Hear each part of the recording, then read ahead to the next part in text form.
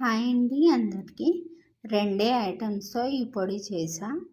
ఇడ్లీ, దోస, పెసరట్టు ఇలా ఏ టిఫిన్‌లోకైనా తినొచ్చు.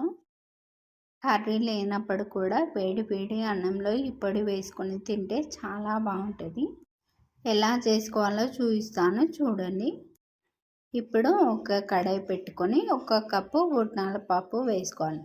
మంచిగా ఫ్రై చేసుకోవాలి. ఫ్రై చేసుకున్న పప్పు అంతా ఒక ప్లేట్లోకి వేసుకోవాలి. ఇప్పుడు మళ్ళీ అదే కడాయి పెట్టుకొని ఒక 10 వరకు వట్టిమిర్చి వేసుకోవాలి. ఫ్రై చేసుకున్నాక ఇవి కూడా ప్లేట్లోకి వేసుకోవాలి. చల్లగా అయ్యే వరకు గాలికి పెట్టుకోవాలి. ఇప్పుడు ఒక మిక్సీ జార్ పెట్టుకొని ఈ పప్పు అంతా అందులో వేసుకొని మెత్తగా పౌడర్లా మిక్సీ పట్టుకోవాలి. చూడండి పౌడర్ లాగా అయ్యింది. ఇలాంటి ఒక ఎయిర్ టైట్ బాక్స్లో వేసుకొని పెట్టుకుంటే 2-3 మంత్స్ వరకు ఈ పొడి పాడవకుండా ఉంటుంది.